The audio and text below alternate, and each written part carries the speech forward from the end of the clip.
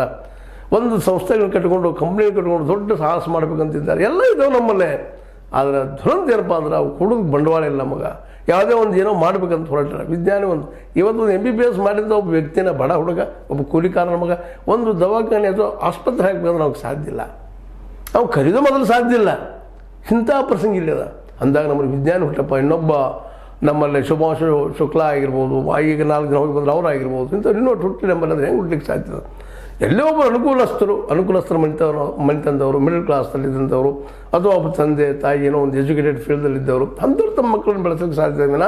ಒಬ್ಬ ಕೂಲಿಕಾರರ ಮಕ್ಕಳು, ದುಡಿಯೋರ ಮಕ್ಕಳು, ಕೃಷಿಕ ಬಡ ಕೂಲಿಕಾರರ ಮಕ್ಕಳು ಇಂಥ ಶಿಕ್ಷಣವನ್ನು ಪಡೀಲಿಕ್ಕೆ ಸಾಧ್ಯವೇ ಇಲ್ಲ ಅನ್ನೋದರಲ್ಲಿ 2 ಮಾತಿಲ್ಲ.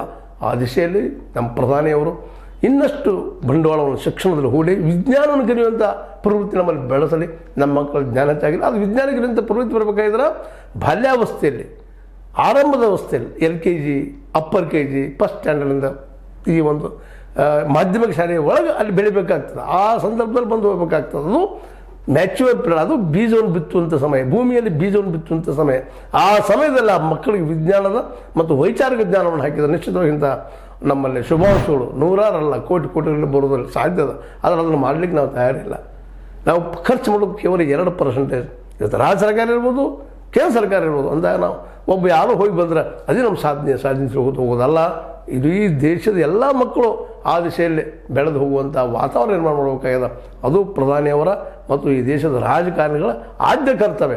ಅಂದಾಗ ಅಮೇರಿಕಕ್ಕೆ ಬರ್ತಾರೆ. ನಾವೇ ಅಮೇರಿಕ ಹೋಗುವಂಥದ್ದೆಲ್ಲ ನಾಸಾಗೆ ಹೋಗ್ತೀವಪ್ಪ, ಅಲ್ಲಿ ಕಲಿತೀವಿ, ಅಲ್ಲಿ ಹಾರ್ವರ್ಡ್ ಯೂನಿವರ್ಸಿಟಿ ಅದ, ಮತ್ತು